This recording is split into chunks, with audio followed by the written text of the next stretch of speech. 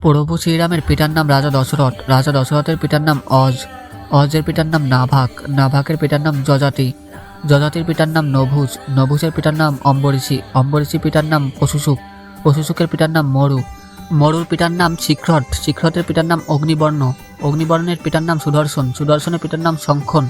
শঙ্খনের পিতার নাম প্রভাট। প্রভাটের পিতার নাম অংশুমান। অংশুমানের পিতার নাম দিলীপ। দিলীপের পিতার নাম ভাগীরথ। এই সেই ভাগীরথ যিনি মাতা গঙ্গাকে পৃথিবীতে এনেছিলেন। রাজা ভাগীরথের পিতার নাম কুকুট। কুকুটের পিতার নাম রঘু। এই সেই রঘু যার নাম অনুসারে রঘুবংশ নাম হয়। রাজা রঘুর পিতার নাম রাজা অসমন। রাজা অসমনের পিতার নাম রাজা সাগর। রাজা সাগরের পিতার নাম রাজা অসিত। রাজা অসিতের পিতার নাম রাজা ভরত।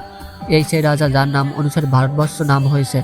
এরপর ধারাবাহিকভাবে ধ্রুবসন্ধি, সুসন্ধি, মানধাতা, যুবনার্সি, ডুমডুমান, নিশুঙ্খু, পৃথু, অন্ডন্দ্র, বান, বিবস্বহন, মনু, ইগ্রুবাহু, উক্ষি, বিকুক্ষি, কাশ্যপ, মরিচি এবং সর্বশেষ ব্রহ্মা, অর্থাৎ প্রভু শ্রীরাম হলেন ব্রহ্মার ৩৯তম বংশধর।